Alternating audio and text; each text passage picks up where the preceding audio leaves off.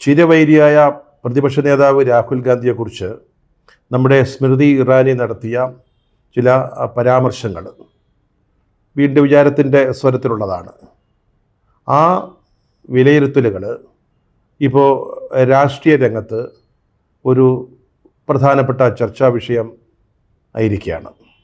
സുശാന്ത് സിൻഹ എന്ന മാധ്യമപ്രവർത്തകൻ്റെ podcast പ്ലാറ്റ്ഫോമായ top ആംഗിളിലാണ് Smriti Irani Rahul ഗാന്ധിയെക്കുറിച്ച് അവരുടെ ചില പുതിയ അഭിപ്രായങ്ങൾ പ്രകടിപ്പിച്ചിരിക്കുന്നത്. സാധാരണഗതിയിലുള്ള അവഹേളനപരമായ അല്ലെങ്കിൽ അധിക്ഷേപിച്ചുകൊണ്ടുള്ള അഭിപ്രായങ്ങളല്ല. രാഹുൽ ഗാന്ധിയെ കുറച്ചുകൂടെ ഉയർന്ന തലത്തിൽ നിർത്തിക്കൊണ്ട് അദ്ദേഹത്തിൻ്റെ പുതിയ രാഷ്ട്രീയ തന്ത്രങ്ങളെക്കുറിച്ച് അവർ സംസാരിക്കുകയാണ് ഈ പോഡ്കാസ്റ്റിൽ. അതോടൊപ്പം സ്വന്തം പാർട്ടിയായ BJPക്ക് ചെറിയ തോതിലുള്ള ഒരു മുന്നറിയിപ്പ് രാഹുൽ ഗാന്ധിയെക്കുറിച്ച് നൽകാനും അവർ സമയം കണ്ടെത്തിയിട്ടുണ്ട്. സ്മൃതി ഇറാനിയെ പറ്റി കൂടുതൽ വിസ്തരിച്ച് പറയേണ്ട കാര്യമില്ല. നമുക്കവരെ അറിയാം. അറിയപ്പെടുന്ന അല്ലെങ്കിൽ സ്വയം പ്രഖ്യാപിത രാഹുൽ ഗാന്ധി ശത്രുവാണ് അവർ. BJPയുടെ നേതാവാണ്. നേരത്തെ നടിയായിരുന്നു. മാധ്യമ രംഗത്തുണ്ടായിരുന്നു എന്ന് പറയാറുണ്ട്. അവർ കഴിഞ്ഞ മോദി സർക്കാരിൽ കുട്ടികളുടെയും സ്ത്രീകളുടെയും ക്ഷേമത്തിന് വേണ്ടിയുള്ള മന്ത്രിയായിരുന്നു. പക്ഷേ അവരുടെ പ്രധാന ജോലി എന്ന് പറയുന്നത് രാഹുൽ ഗാന്ധിയെയും സോണിയാഗാന്ധിയെയും നെഹ്റു കുടുംബത്തെ ഒട്ടാകെ തന്നെ അധിക്ഷേപിക്കുക, പരിഹസിക്കുക എന്നുള്ളതായിരുന്നു. അതവർ വളരെ നന്നായിട്ട് നിർവഹിക്കുകയും ചെയ്തിരുന്നു. 2014 അമേത്തിയിൽ മത്സരിച്ചതാണ് രാഹുൽ ഗാന്ധിക്കെതിരായിട്ട്. പക്ഷേ തോറ്റുപോയി. 2019 അവർ രാഹുൽ ഗാന്ധിയെ പരാജയപ്പെടുത്തി. അന്ന് ജയൻ കില്ലർ എന്നൊക്കെ, അതായത് ഭീമനെ വീഴ്ത്തിയ ആൾ, മാധ്യമങ്ങളും മറ്റ് രാഷ്ട്രീയ നിരീക്ഷകരുമൊക്കെ അവരെ വിശേഷിപ്പിച്ചു. അന്ന് സ്മൃതി ഇറാനി ചോദിച്ചൊരു ചോദ്യമുണ്ട്: ആരാണ് ഈ ഭീമൻ അല്ലെങ്കിൽ ജയന്റ്? രാഹുൽ ഗാന്ധിയോ? അന്നവർ പറഞ്ഞത് ഒരു സാധാരണ BJP പ്രവർത്തകയായ ഞാൻ നെഹ്റു കുടുംബത്തെ അമേത്തിയിൽ നിന്ന് കെട്ടുകെട്ടിച്ചു എന്നാണ്.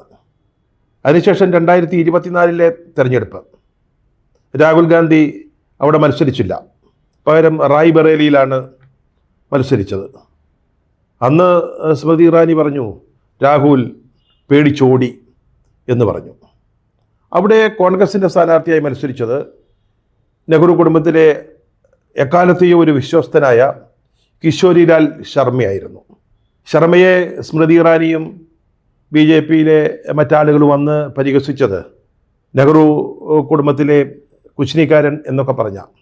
പക്ഷെ കുശ്നിക്കാരൻ അവിടെ 1,67,000 പര വോട്ടിൻ്റെ ഭൂരിപക്ഷത്തിനാണ് ജയിച്ചത്.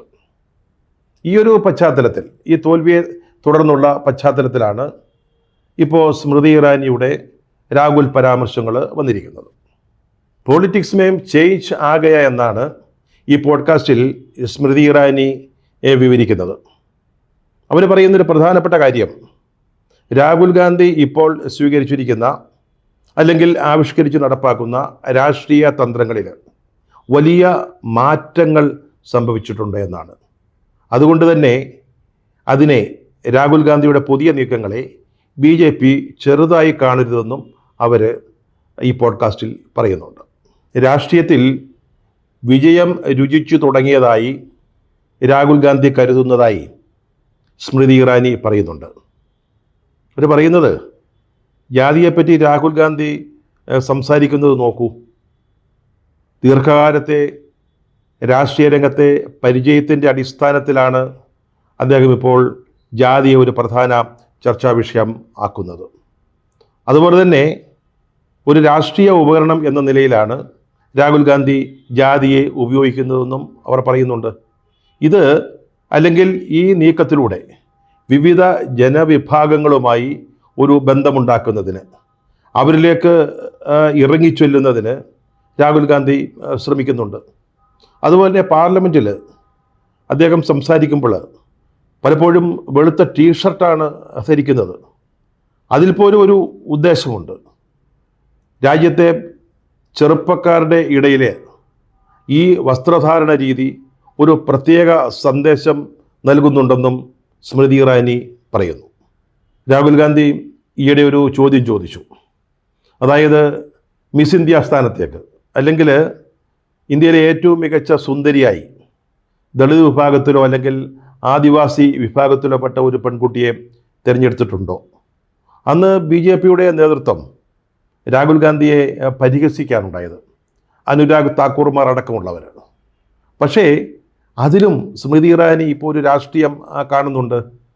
അവർ പറയുന്നത് രാഹുൽ ഗാന്ധിക്ക് നന്നായിട്ടറിയാം മിസ് ഇന്ത്യയായി ഒരു ദളിത് പെൺകുട്ടി, ആദിവാസി പെൺകുട്ടി വന്നിട്ടുണ്ടോ എന്ന ചോദ്യം അത്ര രാഷ്ട്രീയ പ്രാധാന്യമുള്ളതല്ല എന്ന്. അത് നമ്മുടെ രാഷ്ട്രീയത്തെ, അധികാര ഘടനയൊന്നും ബാധിക്കുന്ന ഒരു കാര്യമല്ല. അല്ലെങ്കിൽ രാജ്യത്തൊരു ഭരണകൂടം ഉണ്ടാക്കുന്നതിൽ അതിനൊന്നും യാതൊരു പ്രാധാന്യവുമില്ല. പക്ഷേ ആ ചോദ്യം ജനങ്ങൾക്കിടയിൽ ചിന്താവിഷയമാകും എന്ന് അദ്ദേഹം മനസ്സിലാക്കുന്നു. മാധ്യമങ്ങൾ അതിനെ ചർച്ചാ വിഷയമാക്കും. അതുകൊണ്ടൊക്കെ തന്നെയാണ് ഇത്തരത്തിലുള്ള ചോദ്യങ്ങൾ രാഹുൽ ഗാന്ധി ഉന്നയിക്കുന്നത്.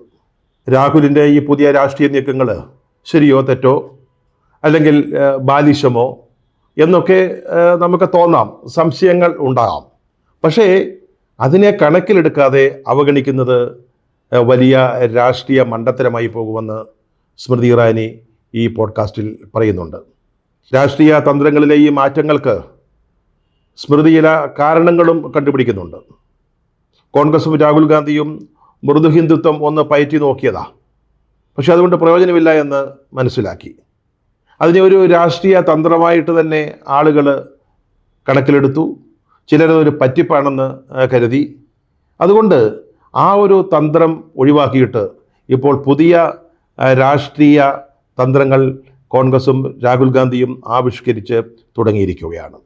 സ്മൃതി ഇറാനിയുടെ ഈ പുതിയ തിരിച്ചറിവുകളെ അല്ലെങ്കിൽ ബോധോദയത്തെ പലരും പലതരത്തിൽ വ്യാഖ്യാനിക്കുന്നുണ്ട്. ഇതൊരു ശരിയായിട്ടുള്ള ഒരു അവലോകനമായിട്ട് അല്ലെങ്കിൽ അപഗ്രഥനമായിട്ട് കാണുന്ന ആളുകളുണ്ട്. ഒരു തരത്തിലുള്ള ഒരു നിന്ദാസ്തുതിയായി അതിനെ വ്യാഖ്യാനിക്കുന്ന ആളുകളുമുണ്ട്. അതേസമയം തന്നെ സ്മൃതി ഇറാനി വീണ്ടും രാഹുൽ ഗാന്ധിക്കെതിരെ രംഗത്ത് വന്നിരിക്കുന്നു എന്ന മട്ടിൽ ഇതിനെ വിവരിക്കുന്ന ആളുകളെയും നമുക്ക് കാണാൻ കഴിയും. ഏറ്റവും അവസാനം ഇത് രാഹുൽ ഗാന്ധിക്കുള്ള ഒരു നന്ദി പ്രകടനമായി കരുതുന്ന ആൾക്കാരുമുണ്ട്. അതിനൊരു പൂർവ്വകാല കഥയുണ്ട്, അത്ര പഴയതല്ല. ആ കഥ ഇതാണ്. അതായത് ഒരു വ്യാജ കേസിൽ രാഹുൽ ഗാന്ധിയുടെ ലോക്സഭാംഗത്വം ഇല്ലാതാക്കി അദ്ദേഹത്തിൻ്റെ ഔദ്യോഗിക വസതിയിൽ നിന്ന് രായ്ക്ക് രാമാനം ഇറക്കിവിട്ടു. അന്ന് BJP അതിനെ വല്ലാതെ ആഘോഷിച്ചു. അതിൻ്റെ മുന്നിൽ നമ്മുടെ സ്മൃതി ഇറാനിയും ഉണ്ടായിരുന്നു. അന്ന് അവർ ചോദിച്ചൊരു ചോദ്യമുണ്ട്, എന്തിനാണ് ഇതിനെക്കുറിച്ച് ഇപ്പം ഇത്ര ഉച്ചത്തിൽ സംസാരിക്കുന്നത്? ആ വീട് അയാളുടേതല്ല, അത് ജനങ്ങളുടേതാണ്. ജനങ്ങളുടെ വീട്ടിൽ നിന്ന് പാർലമെൻറ്റ് അംഗമല്ലാത്ത അയാൾ ഇറങ്ങിപ്പോയിരിക്കുന്നു, അതിനെ അങ്ങനെ കണ്ടാൽ മതി എന്നാണ് അന്ന് സ്മൃതി ഇറാനി അതേപ്പറ്റി അഭിപ്രായം പറഞ്ഞത്. പിന്നീട് 2024 തെരഞ്ഞെടുപ്പിൽ സ്മൃതി ഇറാനി തോറ്റു.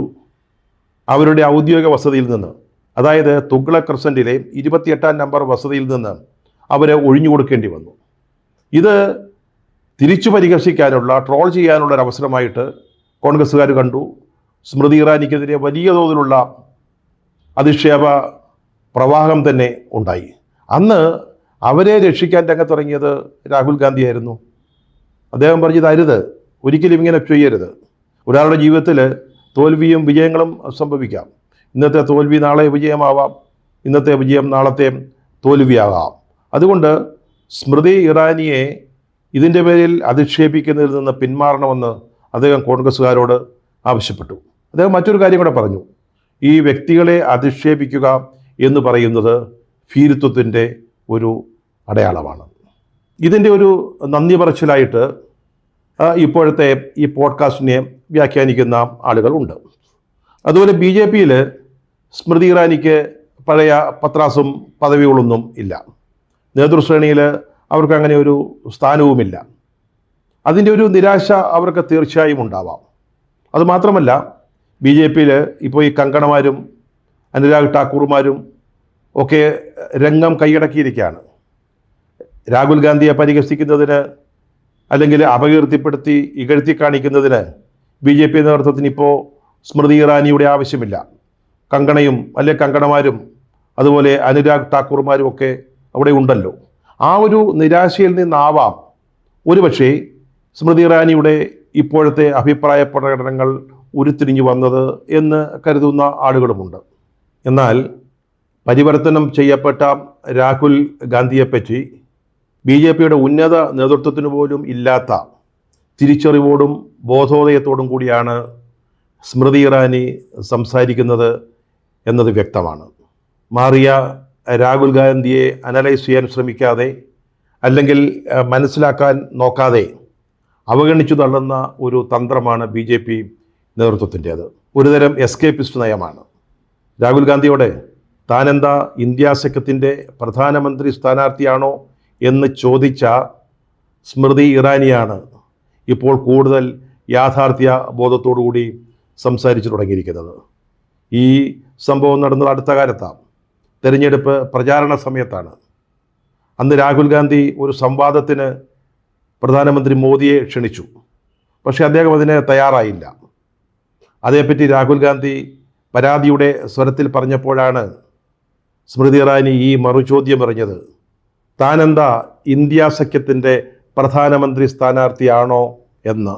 ആ രാഹുൽ ഗാന്ധിയെപ്പറ്റി അദ്ദേഹം ഇപ്പോൾ സ്വീകരിച്ചിരിക്കുന്ന രാഷ്ട്രീയ അടവുകളെപ്പറ്റി, അത് നടപ്പാക്കുന്ന രീതിയെപ്പറ്റി, അദ്ദേഹം ടീഷർട്ട് ധരിക്കുന്നതിനെപ്പറ്റി പോലും ഇപ്പോൾ കൂടുതൽ യാഥാർത്ഥ്യ ബോധത്തോടുകൂടി സ്മൃതി ഇറാനി സംസാരിച്ചു തുടങ്ങിയിരിക്കുന്നു എന്നുള്ളതാണ് ഏറ്റവും വിചിത്രമായ അല്ലെങ്കിൽ കൗതുകകരമായ കാര്യം. രാഹുലിൻ്റെ പുതിയ രാഷ്ട്രീയ തന്ത്രങ്ങൾക്ക് നാം ഒരു കരുവാകണോ, അതോ നാം ഒരു മേൽക്കൈയെടുത്ത് പുതിയ തന്ത്രം ആവിഷ്കരിക്കണോ എന്ന് ഈ പോഡ്കാസ്റ്റിൽ സ്മൃതി ഇറാനി BJP നേതൃത്വത്തോട് ചോദിക്കുന്നുണ്ട്. സ്മൃതി ഇറാനിയുടെ രാഷ്ട്രീയ ബുദ്ധി അല്ലെങ്കിൽ രാഷ്ട്രീയ തന്ത്രങ്ങളിലുള്ള പ്രാവീണ്യം അതൊക്കെ എന്തുമായിക്കൊള്ളട്ടെ, അവരിപ്പോൾ BJP നേതൃത്വത്തോട് ചോദിക്കുന്ന ഈ ചോദ്യം അല്ലെങ്കിൽ രാഹുൽ ഗാന്ധിയെ മുൻനിർത്തി നൽകുന്ന മുന്നറിയിപ്പുണ്ടല്ലോ, അതിന് വലിയ രാഷ്ട്രീയ പ്രാധാന്യമുണ്ട്.